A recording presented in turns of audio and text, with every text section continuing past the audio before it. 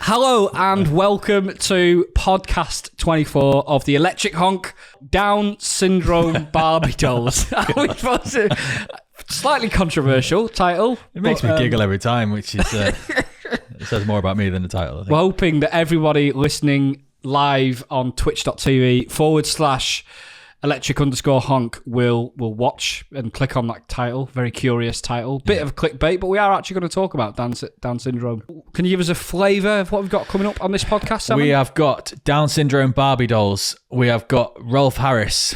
We have got some AI stuff, because we always put AI stuff in. And we've also got some politics, and we're going across the Atlantic to America for some politics as well. It's hotting up over there. We've also got Goose News. We've got some alcohol tasting in Top Shelf. We've got Headliner. We've got a jam-packed podcast this time, but a lot of these things are quite short and sharp, silly things. All right, so, Salmon, what have you been up to? I've had tonsillitis. Should we first just crack this beer? Yeah, we should actually, yeah. For those listening, it's Seven Brothers, and it's called Honeycomb. And it's apparently a very Moorish, sweet, tasty beer. 4%. That is unbelievably good. So, Seven Brothers Honeycomb beer. It really is Moorish. It says Moorish on the can, and that does exactly what it says on the tin. Nice, sweet aftertaste. Yeah, lovely. Seven Brothers.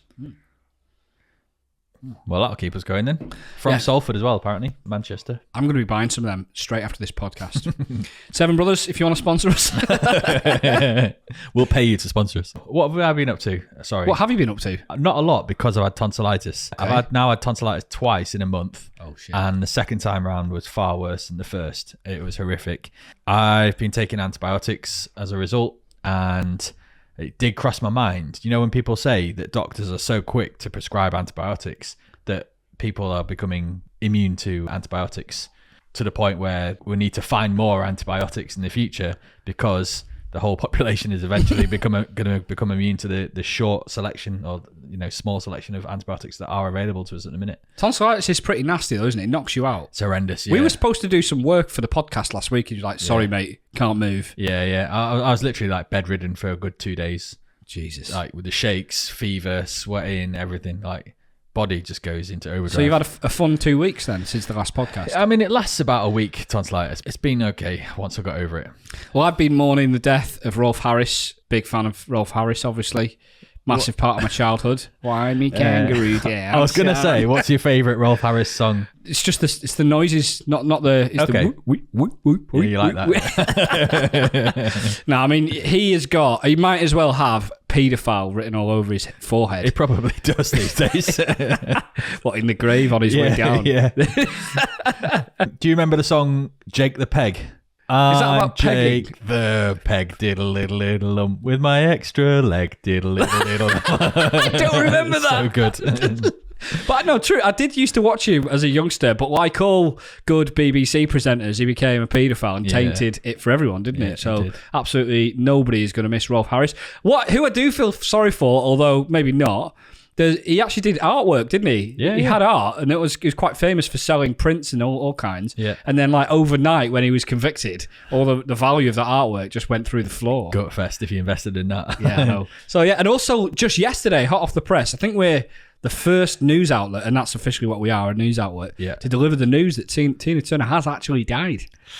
She's died, fresh off the press. That's a sad death, isn't it? That's the opposite of Rolf Harris. Like, that actually is, yeah. She was an icon, absolute legend. Anyone that's got, I like the double-barreled names as well. Well, the same letters, TT. Yeah. Speaking of TTs, I just bought a TT this week. Was it yesterday as well? Like 2 or 3 days ago, yeah. I just bought an Audi TT this week, so I've been razzing around in that. We can actually fit Evie in the back of it. Okay. But I reckon by the time she gets to 3 or 4 years old, I'm probably going to have to, like, lay her down in the back rather than put her in the boot. Yeah, but the good news is I can flatten the seats. Obviously, not while Evie is in the seats. Yeah, and I can put golf clubs in the back. Oh, good. That's good. Yep. I mean, not that I play golf very often, but if I want to, then, soon. Yeah. So that's pretty good. But yeah, so you bought an Audi Tina Turner. I bought an Audi Tina Turner, and hopefully it doesn't die. Just touching back on the antibiotics thing, I was saying I was concerned about having too many antibiotics. That was a very smooth link. I had my tonsillitis. I was on antibiotics. Got a bit concerned about how many antibiotics I've actually had in the last month, and I started thinking about, imagine if you actually became immune to some antibiotics. That would really, you'd struggle, next time you get ill. And we read in the news just earlier today, some more breaking news on this podcast, that AI has helped discover a new antibiotic. Yes. Which is incredible. We just don't know how to pronounce it. It does sound a little bit like a famous way of terminating babies in the womb. The name of it is Abaucin. I'm going to say Abaucin, but it could be a sin rather than... Yeah, so we initially thought it was called Abaucin, but it can't be that. Abaucin. Antibiotic. It's a really interesting story, actually, because the scientists used AI to somehow narrow down the makeup of the antibiotic. So they basically said that it didn't discover it per se, it just hugely sped up the process of finding it. Yeah. So it's like a collaboration between AI and humans. The thing that worries me about this, and we were talking about this earlier, you said to me, it's a really good thing that they've been able to do that, but what if they do that next time and then it's something that then kills humans? Yeah. You're like, this antibiotic's really good. And then you said, no, it's all right. They test it on animals. And, however... Yeah, what if AI is clever enough to identify one that is safe in animals but not in humans? Not in humans, yeah. There was a fake AI image that was generated of an explosion on the White House lawn. All right. Right? And it was that realistic that people thought that it was real. And basically, the stock market crashed in the UK. No way. The S&P 500. And now that's actually look, this is starting to have real world implications. I'll read out the tweet here. This morning, an AI-generated image of an explosion at the US Pentagon surface. Sorry, not the White House, it was the Pentagon. Okay. With multiple news sources reporting it as real, the S&P 500 fell 30 points in minutes. This resulted in 500 billion market cap swing on a fake image. Oh my God. It then rebounded once the image was confirmed as fake. And I'll just, for the record, show what the chart looks like on the S&P 500 on that day. Jeez. And it's not really recovered, has it? I think it has by now, but yeah, it kind of for some reason went up and then dropped massively down and then sort of seemed to return back to its normal state. It makes you think, in the future, you could so easily have an AI image of Google headquarters being blown up or something like that, and then Google share price absolutely being demolished. Short it. It's going to be like warfare, isn't it? AI usage. Yeah, I think so. It's almost like news outlets are going to have to verify that images are real in the very near future. But then also things like exam boards will have to verify that it's not been AI driven, and then probably the AI algorithms will find out better ways to avoid detection. It's crazy. Well, we'll come on to BBC Verify later, because they've just set up a new department essentially for fact checking things. That's going to be quite important, I think, in the future. So we'll come on to that later. But let's discuss why we've named this podcast Down Syndrome Barbie Dolls. Right. And this is purely down to you. Do you know about this? Right, okay. So basically, I think it's one massive publicity stunt from the makers of Barbie doll. I don't even know what the name of the company is. Okay. Look at the economics of that, okay? So me and my stupid, ADD, ADHD, fucking autistic brain or whatever, I was like, okay, let's do the maths on this. So in the UK...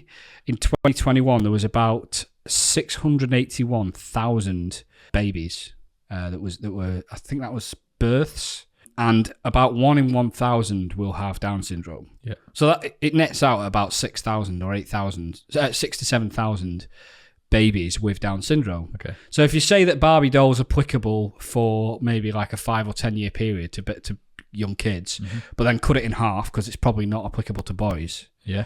So you're left with a figure of I don't know, let's say 10 years, 7,000 times 10 years, 70,000, cut it in half, 35,000 Barbie dolls. And that's potentially the maximum capacity of the sales if they were to sell one to every Down syndrome kid in the UK. Okay. Okay? Makes sense? following-ish. So you're kind of assuming that every child with Down syndrome might want one, and anybody that doesn't have Down syndrome will definitely not want one. Basically, yes. Okay. Which, to be fair, it is an assumption. It's a gross assumption. Yeah. But it's an assumption all the same, and I think it's reasonable. But the other thing is, just because you've got Down syndrome doesn't mean to say that you're going to go and get a Barbie doll for it. So there'll be a lot of those that don't get it as well. Mm-hmm. So I think the realistic number is like they might sell 5,000 or 10,000 of these. Yeah. Okay. So I'm like, okay, well, this is an investment opportunity, obviously. In what sense? Well, if the Barbie dolls are not going to be in like mass production because they can't be, if you buy one or a few of them, they're going to be worth a lot of money in 10 years. Yeah. So I think I'm going to buy one. Oh, I thought you were going to say, I've got one here today. I wish. Oh, man, I wish you did. It's just got me thinking that it's obviously a publicity stunt from Barbie. And there's this thing called, and I saw it on a different podcast recently, The Lost Leader, where sometimes companies will do something knowing that it won't make money, but the publicity that it generates makes a lot more money. Yeah. And there's quite a few like interesting examples of this. But I just think it's really bad that they're using Down syndrome as a way of like generating some forms of publicity, because when you look at the maths commercially, it probably doesn't make sense for them to manufacture that. Yeah, I agree. Unless they're selling them at like 10 times the price, but then that in itself is also like a PR nightmare. Like, why is the Down syndrome Barbie doll 10 times the price of a... Is it because it's more valuable, or is it because there's something else? More special, yeah. What's the deal with it? So I started saying like, okay, well, I'm going to buy one of these. And she said, well, you can't buy it. Gemma said, you can't buy one because Evie will want to play with it. All right, well, I'll buy 2 of them. She went, well, I might want one as well. So like, all right. So all of a sudden, I'm like now 3 deep in the Down syndrome Barbie doll. And fuck knows how much they cost. I mean, 20, 30 pounds. I'm like nearly, I guess like 100 pounds. I mean, at this point, I probably own half of all Down syndrome Barbie dolls. So I said I went into a bit of a hole about it, like a black hole. Started researching it. And there's all kinds of different, like there's disabled dolls, they like try to cover the full spectrum. And you look at it, you think, okay, well maybe that's a good thing because they're trying to expose young people to, you know, lots of different things, disabilities and so on and so forth, which is obviously a good thing. And I would think that was a good thing if I didn't have this part of my brain that was going, it's a publicity stunt, it's a publicity stunt, it's a PR stunt, they're just trying to do it to make money. Yeah. So it obviously is to make money. They are a for-profit company. I don't think they realistically make a lot of money from the actual sales, but I think they generate enough publicity. And here's the kicker. The Down syndrome doll did not look like it had Down syndrome. Oh. The Barbie doll didn't look like it had Down syndrome. Does it look like a normal Barbie then? Yes. Oh. It doesn't look... So it doesn't... They've not even really like... It must have done something captured the essence. Seriously. So then I started thinking about it, and Gemma was like, well, you know, maybe they need to make a Ken Barbie doll with Down syndrome as well. And that made me think, well, why don't they have a male version that's... But then you go into a real rabbit hole, because then you could have like a non-gender, trans, binary, you know, and all of a sudden it's like you're doing like production runs of like 3 Barbie dolls. And you're buying them all. Investors like me are buying them all. So I probably am going to buy one as an investment, just because I think in 10 years it might be worth like £50,000 or something like that. But I kind of agree with you, actually. Yeah. And I definitely agree with you on the fact that it's a publicity stunt, because, you know, when you're playing with your toys, you're imagining like the best things about it. And like, you want maybe a toy of a really beautiful doll girl, and that's why Ken's so handsome as well. And, you know, like fall in love. It's kind of like Hollywood, isn't it? If you buy an army figure, you want him to be like muscly and strong and really cool. You don't want like a Vietnam War veteran like with one but you raise a great point. Why don't they make Ken's or the army like action man, the greatest hero of them all, hopping in and out of battle? Yeah, exactly. You know what I mean? So I think definitely agree with you on that, and also it does sound like a good investment. Okay, Top Shelf. Right, have you got a jingle for Top Shelf yet? Not yet, no. We are thinking of doing a jingle, so if you've got any suggestions about what jingle we should do, send them in. And we also have a new email address, hello at electrichonk.com. Yeah, that's it. Please send us your thoughts, feedback, questions. Yep. And ideas for jingles. What jingle should we have for the Top Shelf? So this is the segment where, very briefly, we try to introduce our listeners around the world to new and amazing and different types of drinks. And the idea is you'll be in the pub and you might see one of the drinks we've mentioned on the podcast. Give it a try with your friends. Probably hate it, but some of them are quite good. I think we've got to bear in mind that 95% of our listeners are from Texas. I think we're going to have to start buying so we stop referring to pubs and call them bars, I think, or ranches. You're in your local ranch. Oh, God. That's just giving me visions of like the Wild West and swaggering in and the swing doors. Yeah. Right. Well, this is Top Shelf. We got our wooden box here. We slide open the door. It's got its lovely little label on for the listeners not watching. If you are not watching, check us out on YouTube for the edited version. Here we go. I have been wanting to try this for so long, and I bought this, and my wife immediately said, "Can we open it now?" Now, the good thing about this, and I'll explain what the bottle is in a second. Let me just explain. This is Hotel Chocolat Velvetized Chocolate Cream Chocolate Vodka. It is 12% volume. It's got this lovely matte cream-coloured bottle, sealed, and it's got this kind of lovely chocolatey grey matte-coloured label. And I'll just read it out quickly. We're the only chocolatier to run 2 bars, one in London's Borough Market and another at our hotel in St. Lucia. Of course, it's in St. Lucia. Nice. Surrounded by cacao. Cacao. We started stirring it into cocktails. The nibs, the shells, and the resulting creamy chocolate. Bit weird. The results were so good, we bottled them. We took our signature chocolate, velvetized it with vodka and cream for a cleaner finish than traditional whiskey. I'm so excited for this. I know. I think this is going to be a winner, you know. It could be a winner, yeah. The best part is I saw this and I was like, I'm going to buy that for a future Top Shelf for the podcast. But I didn't buy it at the time, and I was like, oh, I really wish I bought that, because I'll forget about it. Yeah. And then about a month later, I saw it in Morrison's in the UK, which is a supermarket, and it was half the price. So by delaying the pleasure, I saved about £13. Just to recap on the best drinks that we've ever done on Top Shelf, I think number 1 was the Disaronno Velvet White Disaronno. That was number 1 so far. I think what came close was Panther Milk. The Panther Milk was very good. Strawberry milk vodka or something, wasn't it? Yeah. And also Tequila Rosé. I'm sure we bought that at one point as well. We used to have that as a student at uni. Yeah, well, we had that was nice. in the street. I don't think we actually had that as a Top Shelf. It's when you walked into a lamppost. Oh, shit. We were watching Milburn, weren't we, in Leeds? Yeah. Right, well, I'm going to give this a go. It's a screwable. Oh, it's a screw top, so we got no pop. A mark down there. Yeah, a little bit. Oh, the smell test. It is like chocolate up your nose, man. Oh, it's beautiful. Right, we'll just pour this shot out here. A nice, big, healthy one. Oh, I was expecting white chocolate. Yes, it's brown chocolate. It looks like chocolate milkshake. It does, yeah. There you go. Thank you very much. So for the listeners, we're going to do a really big shot because this is only 12%. So, I mean, you basically can just drink through a whole bottle of this. Yeah. I wonder if they've done that on purpose, you know. Make it lower percentage vodka so that people buy more of it. Could be, yeah. Well, I feel a little bit misled by the colour of the bottle, you know. Talking about chocolate, velvet, all this nice stuff, and it's in such a white bottle, you think it's got to be white chocolate. So what you're saying is you're disappointed that it's brown? Yeah. I'm disappointed in the screw top, and I'm disappointed that it's milk chocolate and not white chocolate. It's milk chocolate, not right. Okay, well, with that said, cheers. It's got to taste good now.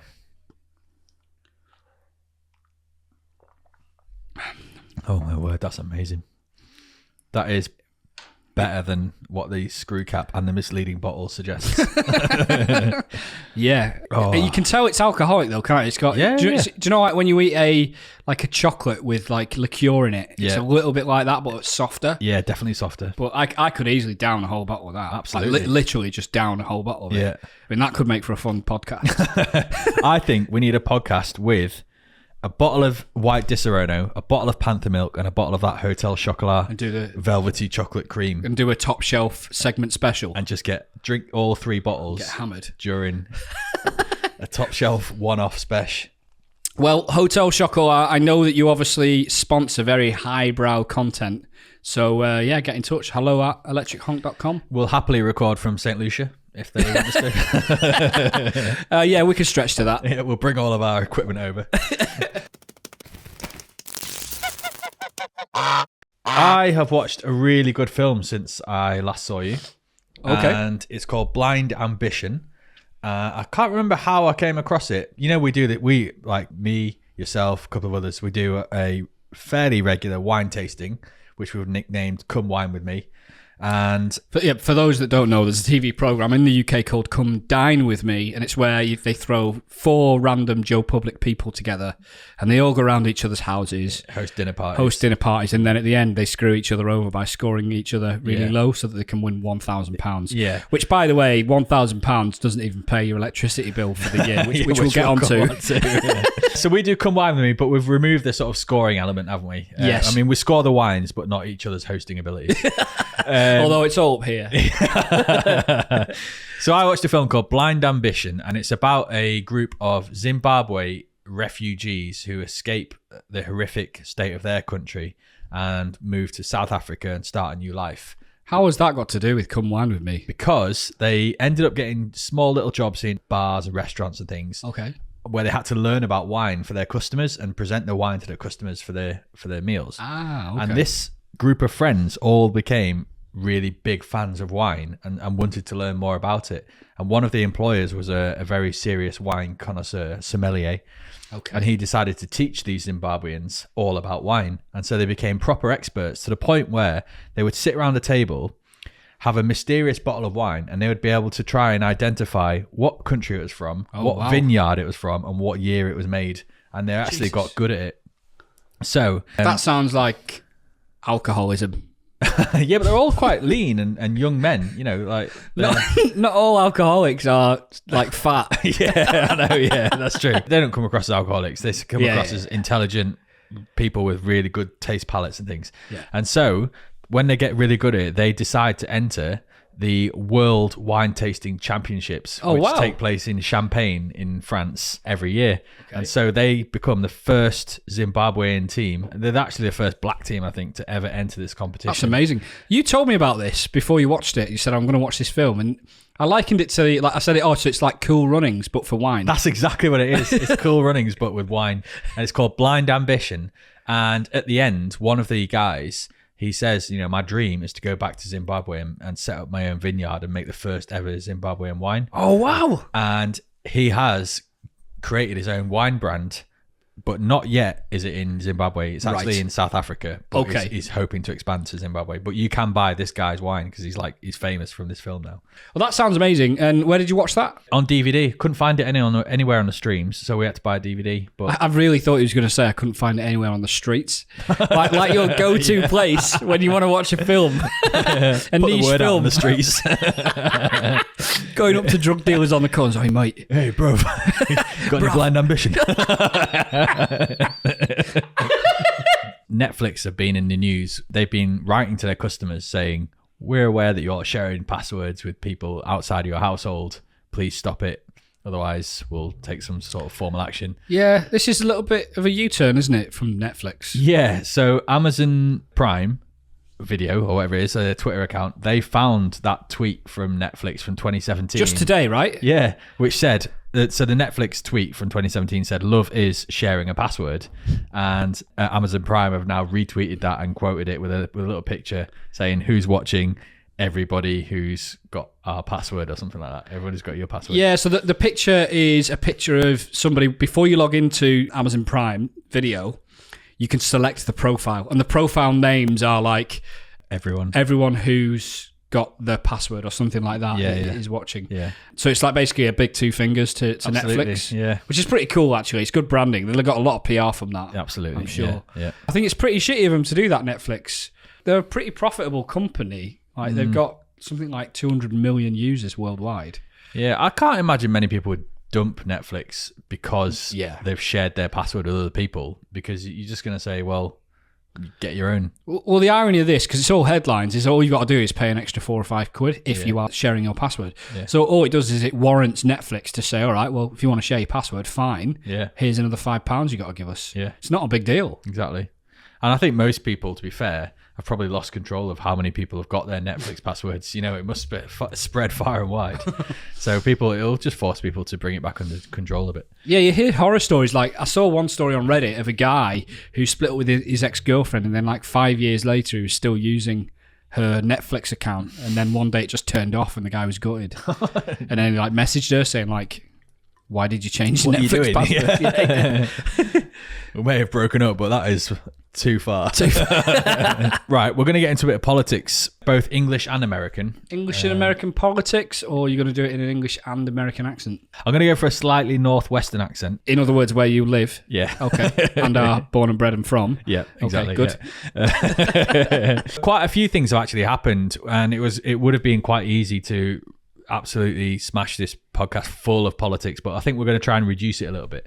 One of the first things to mention is there was a National Conservative conference recently, which has been going on for quite a long time, but it's never really made the news. And I think this year it's made the news because some key Conservative like front bench figures have gone along as like keynote speakers, and it's kind of highlighted the fact that the people that attend this conference are now the sort of like target audience for the direction that the Conservative Party is going. It's known to be more right-wing than, generally speaking, the Tory Party is. Absolutely. Those conferences, right? Yeah, so the National Conservative Conference got reduced, like shortened to NatCon, and then because of the topics that were discussed in there, it was also referred to as the Nazi Party. NAT for National and C Conservatives, but shortened to the Nazi Party. That's right. Which fits perfectly into the narrative that it's a heavily right-wing Absolutely, yeah. conference. And it is. So the two key speakers from the Conservative Party were Suella Braverman and Jacob Rees-Mogg. And also, there's a celebrity in the UK called Prue Leith. She's a famous chef, writes recipe books and things. And she's also the host of Great British Bake Off. Sounds like a sexually transmitted disease. Prue Leith. Got a little bit of Prue Leith. Tested positive. Well, her son is also a Conservative MP, Okay. and he also gave quite a passionate speech there. A lot of the speeches tend to be focused on these declining birth rates in sort of Western countries. Okay. So I think that's a bit of a sort of Hot racist topic. take on things like we don't want the white population to die out over time. Oh, wow. Kind of thing. Obviously, they didn't put it that bluntly, but I think that's what they were getting at. A huge emphasis on the need for free market economics and no state involvement, stopping the migrants from entering the country, blaming the left for destroying society with all of the wokeness going on and everything. And there was a quote from one guy who said, you know what? We really should not be embarrassed or ashamed of nationalism just because the Germans messed it up twice. So it's clearly like the sort of like crazy... It's like undertones of racism, isn't it? Massive, yeah. It's clearly that the really strong right-wing part of the Conservative Party, and it's just interesting that it feels like the Conservatives are reaching out to that base to try and make sure that their votes are secured, you know, and Make up the difference. Yeah. The Tories decided to implement a policy for the local elections recently where if you were sort of under the age of, I think it was 60 years old, you had to present ID at the polling, which is a new policy. You didn't used to have to do that. You used to just have your polling card or you'd be on the register, the polling register that is, not the the other one, the Rolf Harris register. And the other one. And the idea was that more of the older vote is leaning towards Tory voters, so they've made it easier for the over 60s to vote because they don't require ID. And it was the Oyster card. So the London Underground Oyster card was allowed as ID for over 60s, but not for under 60s. Yeah. This backfired, and basically it meant that the over 60s didn't go out and vote, basically. Yeah. And and Jacob Rees-Mogg openly admitted that was a gerrymander, and he used the word gerrymandering, which is a word I've scarcely used in my life. Only somebody like Jacob Rees-Mogg would use that in day-to-day speech. Yeah. So yeah, the Tories have pretty much admitted to trying to fix and rig the votes. Yeah, which to me should be like, there should be uproar about that. Yeah. He basically came out and said, you know, this attempt to get more older people to come out and vote and less younger people backfired and it didn't work. Yeah. And we've failed with that one. So we need to come up with some more ideas. I'm going to make a prediction. Like, the closer and closer to the general election that it gets, knowing that the Tories are not going to get back into power, I think they're going to take more and more risks and get more and more fast and loose with A, the regulation, but B, like the inter-party politics that they play and like attacking each other. So I really think the Tories could totally implode, even more so than they already have. Yeah, I think they're definitely in the process of it. And what's interesting is, having failed so badly at the local elections and the message was clearly sent out to them that they're doing a shit job, it seems to be that their response to that is, you know what? We need to go more right-wing. The net migration figures for the UK came out today. Hot off the press again, delivering news. The most recent news into your earlobes, man.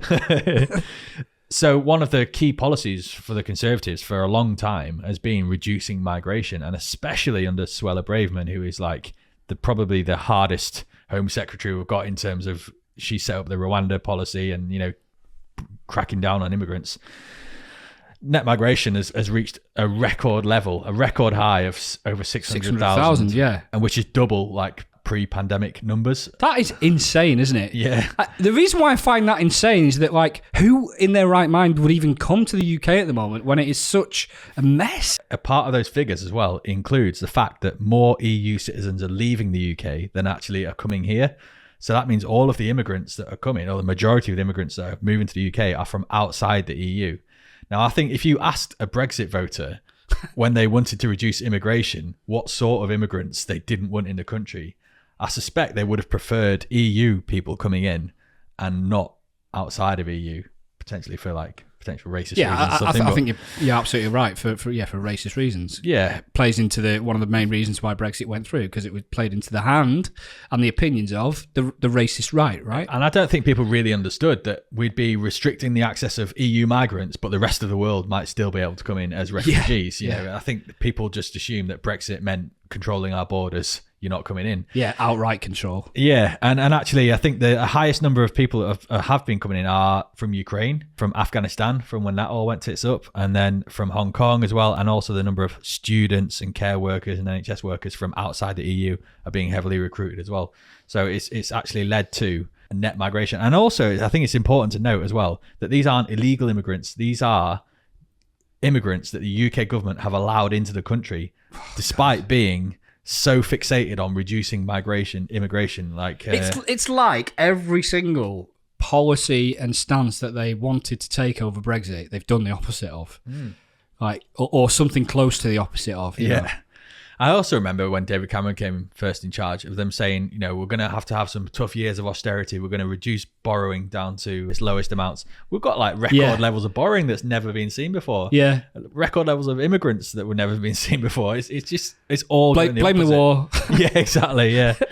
I think we should touch on some American politics. So this NatCon party, the National Conservative Party that we just touched on, apparently it's what party? The Nazi Party. Okay, the Nazi Party. Okay. So apparently there's a lot of crossover with American conservatism and sort of this rise in like strong Christian politics in America. Yeah. And some of the speakers that attend a lot of these events in America also appeared at the Tory NatCon conference as well. That has led to the rise of one guy called Ron DeSantis, who recently announced on Twitter Talk, with the assistance of Elon Musk, that he was going to stand as a candidate for the Republican Party to compete against Donald Trump, and the winner of those two will then stand in the election in 2024. Ron DeSantis, for people who don't know, he's the governor of Florida at the minute, and Florida has had quite a few law changes whilst Ron DeSantis has been their governor. So he's made high-profile laws that make it easier to own guns. He's restricted the discussion or education of sex and gender identity. Just like, get rid of that. I don't want that in schools.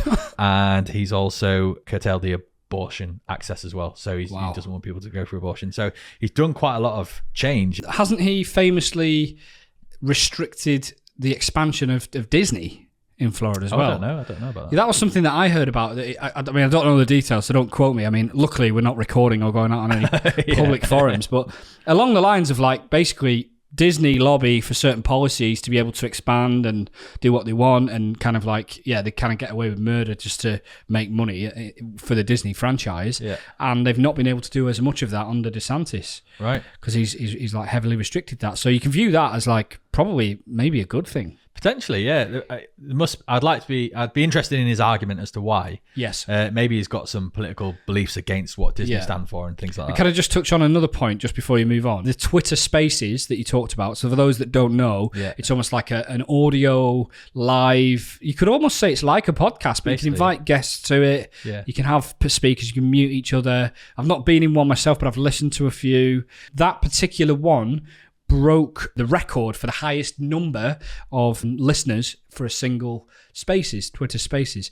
Not only that, but the servers at Twitter struggled to manage the people that signed up to Twitter specifically so that they could listen to that Spaces. Yeah, I so heard that. It was very popular. What I've understood from political commentators in the UK is that in America, the sort of like hullabaloo, they described it, the sort of like, look at me, and the big show and the performance of everything is even more important than America. And for you to come out for your like big speech and say, I'm announcing to be leader of the Republicans, for that to all go wrong is like a massive, massive drawback. It's like floppy dick, isn't it? Basically, not getting up to the plate for it. Yeah. And he's seen as like the smarter, younger version of Trump. Right. But this has given, obviously, Trump quite a big step in the right direction. It's not hard to be smarter or younger than Trump. No, it's not, is it? No. So, yeah, it sounded like it was an absolute disaster for Ron DeSantis, but I suspect he will beat Trump. He seems pretty popular. I think he'll beat Trump, and I think he'll be president. And there's one really interesting reason I thought about this in the last day or so, since it's been obviously all over the news. That first mover thing that he's got, doing it early, because it's like, another year or something until the elections. So that first mover, getting in everyone's kind of space and PR and the news, who knows, maybe that was a PR stunt, the Twitter thing, potentially. Right, okay. At least doing the space itself was a PR stunt, but maybe it going wrong could have been behind the scenes a PR stunt, who knows. But I think there's a lot to be said for somebody like that, a little bit younger. He's already in a position of power. Florida is one of the biggest states, or the biggest state in America, or like second biggest or something like that. It's huge. Certainly by population, it's one of the biggest. So it's a very influential state that he's already the head of. I think there's a very high chance that he becomes president. Yeah. From my view, it's a little bit concerning. He's described Florida as the place where woke goes to die. And fucking hell. Yeah, and so I think you can tell from that his views on sort of like gay, lesbian, bisexual, transgender rights, that sort of thing. And you just think, it's quite a lot for us to get our head around anyway with this sort of culture shift. And the sort of like anti-woke argument is growing, I think. For that to become the policies of the president of the United States, I think is potentially a bit dangerous. Very damaging, yeah. The final bit of, I think, politics from the UK is Boris Johnson, another bit of breaking news from us. He's been referred to the police, or complaints have been put into 2 different police forces in the UK. We thought this whole Partygate scandal was over, and yet when Boris Johnson's lawyers were looking through some of his documentation, his diary and some paperwork, they discovered a whole load of more guests that had been to visit him, both at Downing Street and in Chequers. Chequers, by the way, for those who don't know, is like a country house for the Prime Minister, like where they host parties and things. Boris Johnson's lawyers found this information and thought, oh, God, we can't sit on this and not tell anyone. We have to pass it to somebody. So they passed it to the Cabinet Office, which is like... By policy, they had to as well, didn't they? So like, if you see something that could be potentially illegal, they have to. They've got a duty to report it. Yeah. And instead of reporting it to the police, they reported it to the civil service, like the head of the civil servants, who then said, well, I'm going to have to take this to the police. Boris Johnson's response was, this is an absolute joke. I've done nothing wrong. I'm going to sue you all. So I love that. Like the classic, I'm guilty, but I'm going to throw my toys out the pram. Didn't he come out and say just yesterday that he was going to like basically wreak havoc on the Tory party and Sunak? It wouldn't surprise me, yeah. No, he's said that. Yeah, okay, I missed that. Like, this guy was our Prime Minister, and he's the type of guy that just out of spite, because he's been virtually proven to be breaking his own rules and the laws that he's made, is now coming out and saying that, I'm just going to cause trouble. Yeah. Like, that type of petulance was the most powerful man in the UK. You know what? I genuinely think that Rishi Sunak needs to be careful, because Suella Braverman and Boris Johnson and this right-wing faction of the Tories, I think, are actually having a lot of influence. And if Rishi Sunak gets on the wrong side of them, he could quite soon find himself forced out. No, I don't think he will, because we've like, a year and a half until the general elections, and already 3 prime ministers in a couple of months. Yeah. About 6-12 months ago. I don't think the Tory parties are going to risk more shambles like they've had. I think they want a steady ship. Yeah, I agree, but I think there's a slight chance that when the polling starts for the next election and the Tories see that they're going to get absolutely obliterated, they might have a vote of no confidence in Rishi Sunak and get somebody fresh in, and it might stand a better chance in the next election. Well, it'll be interesting to see what happens with that. I'd love nothing better than to see Boris Johnson just getting caned in the public. Yeah.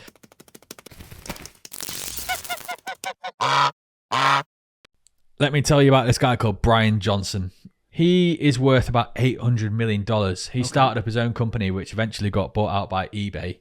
He's clearly got everything in the world that he wants. The only thing now that he's focused on is trying to extend his life. He wants to be as young as possible for as long as possible. So he's like 45, I think, at the minute, and he is ripped. He's lean. He's got six. Is he like really pale looking guy? He's quite pale looking. He's got a son who's in his 20s, and basically this Brian Johnson, in an effort to retain his youth for as long as possible, he got his son to donate a load of blood, and the plasma was extracted from that blood and injected into Brian Johnson. Oh my God. So basically he got a load of plasma out of his son's body to help himself stay young. Sucking his son dry. Basically, plasma. What the fuck, man?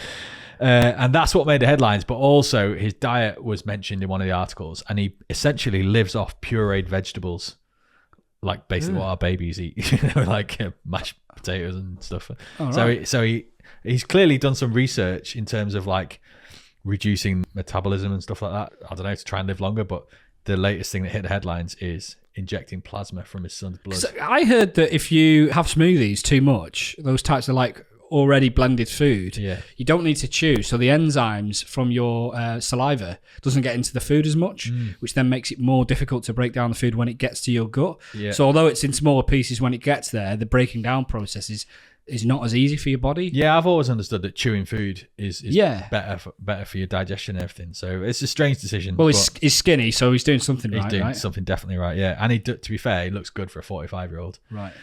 I announced, not on a Twitter Spaces, but on the last podcast that we had, that I was starting to try and write some sort of like comedy sketches, really. And the rationale is I sometimes have these silly thoughts, think, oh, that's pretty funny. It's probably a little bit too kind of long to go through on the podcast. And the idea is to like kind of script out some of the thoughts that I've had that I think are quite funny. I'm up for this. So, and I'm normally like semi-drunk when I'm thinking of these things, or I'm on a train journey somewhere trying to kill some time. So yeah, I'm gonna go through another thing that I've thought of that maybe I'll slot into my, and this serves as practice as well, so maybe slot this into my 5-minute open mic when I eventually do one. Well, right? just before you get into it, I just want to set the scene for the listeners. We're all in a comedy club. MachineDaena has taken to the stage to try out his new material, and we're all sat there, lights are down, the spotlight's on Daena, beer in hand. Let's go. And he promptly cacks himself. So in America, more than 1 million new guns are sold each month. It's easier to buy a gun than it is to buy a Kinder Surprise, which has been banned on safety grounds. So I think a lot of people know this. You don't know? No, I didn't know. Oh, okay, well, a lot of people do know this. It's quite a common thing. So instead, they sell Kinder Joys, which are encased eggs with a toy, and the chocolate is separate, right? Okay, yeah. So yeah, take the joy from that. I couldn't believe this, so I did actually Google it. Indeed, this is the case. So since 2017, Kinder Surprises have been banned. However, on the article I read, it said you can still buy Kinder Surprises on the black market. And get this right, they can sell for up to £2,500. No way. Serious. So, and just for context, that's about the price of 5 AR-15 automatic guns. I thought you were going to say 5 Down syndrome Barbie dolls. So, true story. In 2015, a couple returning from Vancouver were detained by police for, and I quote, harbouring 4 Kinder Surprises. I think it was, they were threatened with 3 options, right? 1, a $400 per egg fine. So that would be, was it 2? Well, a few $100s, whatever. Number 2, eat the eggs, effectively disposing of them in front of the officers, which does sound like a bit of a safety hazard, to be honest.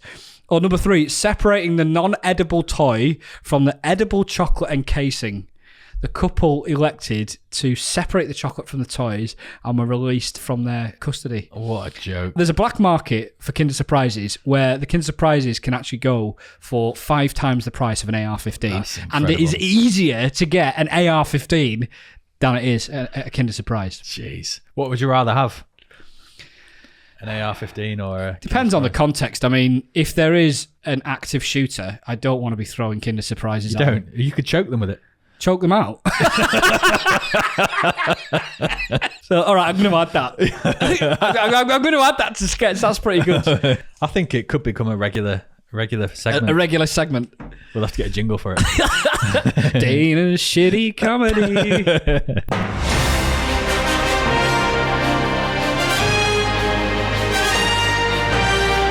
It's the most low budget jingle ever. I love it. It's so good.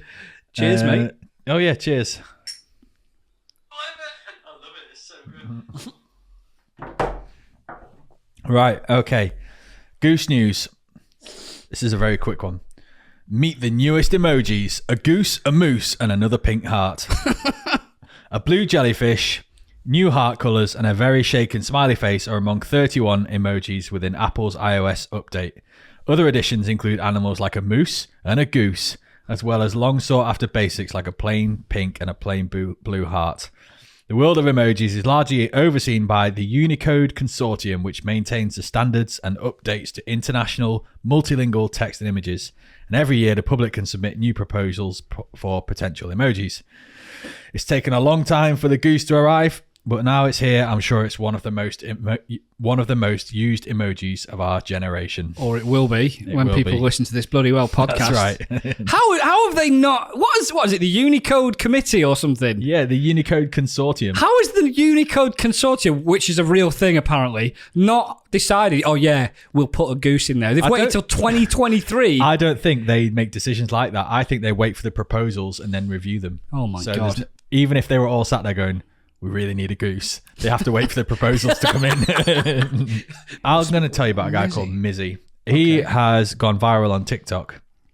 He's this London teenager. He's a bit of like a gangster sort of guy. And him and his mates have discovered this prank, which gets a lot of follows and a lot of clickbait, essentially. Most people on TikTok are gangsters. Yeah. I think it's unfair to call him a gangster, but he's a mischievous youth. Put it that way. That's the word for it, is it? And this prank that he's done is to find houses especially in posh parts of London where I just had visions of like people walking up to him on the street and going, "Excuse me, mate, have you got blind ambition?" Yeah, he's the sort of guy that might be selling it on the corner. Selling blind ambition. He's been finding these posh houses in London where the owners have left the front door open while they're doing the gardening or whatever. Oh, and so him and his mates all walk in, filming it, and just stroll into the house like they own the place and just chill out, sit on the sofa, have a look in the fridge and all this sort of stuff. And one video in particular went really viral because a lot of people turned against Mizzy in this instance because the wife of the house was in the front garden. She saw all of these kids marching into her house. She was like, "Oh my God." And you could sense the panic in her voice. And she was like, James, who was her husband. And he came running up the stairs with two little toddlers behind him. Oh, shit. And he was like, "Oh, what are you doing in here? We've got kids living here, you know." And this Mizzy guy's like, "Yeah, and then just like sits on the sofa, puts his feet on the coffee table. And oh my God, the family start panicking and eventually ask him to leave. That definitely sounds like at some point somebody is going to like hurt him. Yeah, like physically hurt him. I think he's running that risk, and to be fair, he'd probably like that because it'd be good for his, his views and stuff. But to defend himself, he went on Talk TV, which is like Times or the Sun's TV program. Right, Rupert Murdoch, interviewed by Piers Morgan, who absolutely laid into him. And Mizzy had the most awful attitude and really tried to play down what he did. And didn't give a good account for himself whatsoever. And I think a childish prank, which actually, I could see me and you potentially having done that, if we were 18, 19, walking through a student area or something. Yeah, doing silly things. And just strolling into somebody's random house. It's not awful, but in that situation where there's kids in the house and stuff, it was quite bad. One of our friends, I won't name who, did a long time ago when he was at university, came to visit us because he wasn't at university and he ended up waking up in somebody else's car. And the way he got woken up in his hungover state was the person opened the car and sat in the front seat. Was like, "What the fuck are you doing in my car?" It annoys me that people like Piers Morgan will give people like Mizzy like a platform, like a much bigger platform. It's like that's exactly what he would have wanted. Yeah, absolutely. And he probably got paid for it as well. Yeah. And it's sad, isn't it, that you can do that sort of thing and get fame out of it. And ask Reddit. Yeah, this is just a quick thing. I saw a few days ago, actually, it was a question, and it was, what's the most disturbing fact about the human body? To explain, Ask Reddit is like one of the most popular threads on Reddit, right? Yeah, okay. Millions of people follow this. So people ask it questions, and every now and then one will go like kind of viral, and then people wade in. And normally it's like really funny answers. Yeah. And really, the art form here is what's in the comments. Okay. So it's the answers to the questions in this case, but it's not always a question. So I'm just going to read out some of the facts. What is the most disturbing fact about the human body? Okay. According to Reddit, and these are normally true. The fastest killing virus takes around 4 days to kill you. That would be Ebola. All right. Your immune system can kill you in 15 minutes. Jeez. Your body knows all the answers of the biology exam, but won't tell you. I noticed this after my abdominal surgery. When I turned over in bed, my guts seemed to fall from one side to the other. Mentioned it to my doc, and she confirmed it was my bowels rearranging themselves. Well, just this week, there was this woman who was local in her late 20s who died of toothache. She had posted on Facebook about needing a dentist, as all good toothache people would. Yeah. I mean, why wouldn't you go straight to Facebook to try and... toothache people. Yeah, They're a nightmare, aren't they? Bloody toothies. Woke toothies. Over the weekend, over the weekend, decided to wait until Monday. Mm-hmm. Sunday morning, she was gone. The infection went to her brain. That is scary, that. Wait, someone answered that comment by saying, thanks, I have toothache. An interesting fact I only learned today, another bit of breaking news, is when you have a kidney transplant, okay, so they don't take out the broken kidney. They leave it in you and just plug a new one in. What do they do with the old one? Just They nothing? leave it inside. It just floats around doing nothing. Oh my God. Oh, so I guess it's just easier than taking it out. It's like disconnected and left in there. Yeah. Oh, shit. Oh, that's pretty cool. Oh, I bet you would have got like quite a lot of upvotes if you'd have put that on. Right, we are going to get a jingle for this, so watch this space. But for now, this is the headliner, and we read out 3 randomly selected stupid headlines from around the world, sometimes from the UK, and we don't know about the detail of those. Salmon, you will select which one we want to delve into more detail on, and we'll find the article, we'll read the article, and hopefully it won't be shit. So, the headliner. Pub bouncer wanted to be a hero, so planted a fake bomb in the gents. Nice. Pouring popping candy under my foreskin was the biggest mistake of my life. Right, that's the winner. My boy who eats walls has lead poisoning from the council home paint. Oh. My son's just started licking walls.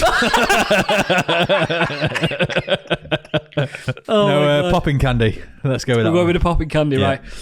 Pouring popping candy under my foreskin was the biggest mistake of my life. Let me just Google this. Pouring popping candy under my foreskin was the biggest mistake of my life. What is the taste of your childhood? Great start. Fish fingers. Corona, dandelion and burdock. Despair, question mark. Oh my God. Kind of dark. For many millions, the fizz of popping candy takes them right back to innocent days of long hot summers. What? The Queen's Jubilee and the man who hung about under the viaducts exposing his winkle.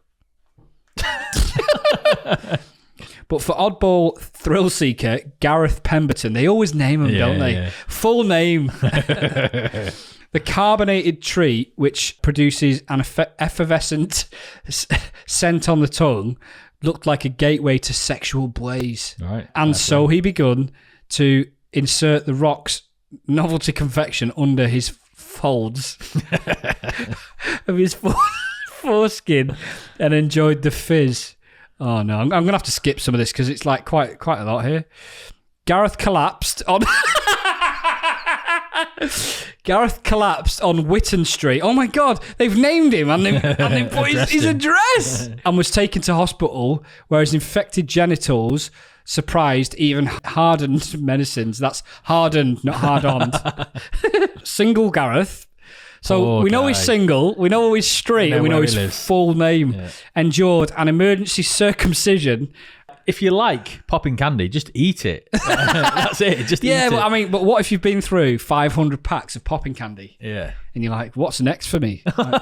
Yeah, totally. Pork scratchings. This is the section where we talk about something quite interesting that you probably won't have heard of before. And it's something that you can talk about with your friends in the pub or your ranch in Texas. And say, by the way, have you heard about this? This is pretty interesting. Today's is called The Emerging Science of Nutrigenomics, which sounds a bit boring, but it's not. Does it involve popping candy? It does, actually. No. I mean, it probably could. Seamless. When you hear about it. So everyone knows that the food you eat has direct effect on your overall health. You know, if you live off burgers, you're going to get fat and unhealthy. If you eat salads, you're going to be healthy. And most people think of healthy food as like salads, highly nutritious food, vegetables, all that sort of stuff. But the latest science suggests that what you eat can actually talk to your genes and direct the way that your body functions right down to its cellular level. I'm just going to explain how this works in bees and why it's been discovered in bees, and they're trying to figure out how it affects humans in the same way. So a queen bee and a worker bee have exactly the same DNA structure. They're born exactly the same. The only difference between a queen bee and a worker bee is that the queen bee eats royal jelly, where worker bees just live off pollen and nectar from the plants and things like that. And then because of the difference in diet, the queen bee grows to be this queen bee that rules the colony, and the worker bees stay these tiny little bees. And the queen bee develops this ability to have really great fertility and give birth to so I always thought it was genetic with that. The queen bees were like born special. Exactly, but they're not. So that's the whole point, is the fact that all of the bees are born completely exactly the same, completely equal. I mean, I'm sorry to cut you off, but I wonder how they find that out. Like, they interview them all and like do like a test, like how do you feel? Well, they've probably taken DNA samples from all of born bees, you know, and confirmed that they're all exactly the same. That was the serious answer I was looking for. Yeah. And so it's only the diet that differentiates between a worker bee and a queen bee. So now the sort of thought is, how can diets have a similar effect on humans? And if a human was to only live off premium foods, like the equivalent of royal jelly, and not eat a mixture of like McDonald's occasionally, a few soft drinks and things like that. Occasionally? Yeah.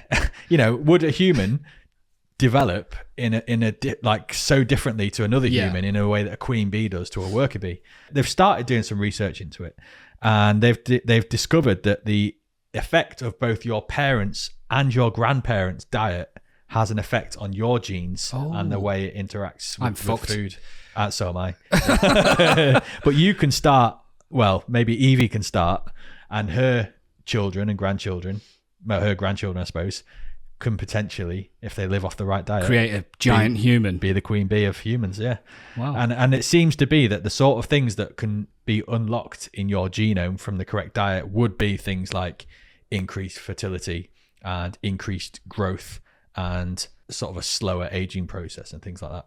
Food, not only is it healthy and unhealthy and things like that, it actually unlocks certain aspects of your ability as a species, depending on what you eat. What's coming up in the next 2 weeks, which is essentially pretty football based. I'm going to go to Wembley. I'm going to watch Carlisle versus Stockport, which is the 4th division of English football. Yeah. 2 teams competing to get promoted. Carlisle is in the very north of England, which is where I was brought up, and that's the team I support. And they're playing Stockport, which is in Manchester, which is where I currently live. So it's great for me to see. So just for our Texan viewers, listeners, can you just explain like an analogy of Carlisle versus Stockport in maybe like American sports or something? Well, I know Texans like their cow ranches, so let's talk about it in a cow analogy. So you've got like pretty feeble set of cows. I like where you're going with this. From that herd of cows, there's one of them that actually might be good enough to get into the sort of premium selection or slightly less shit collection of cows.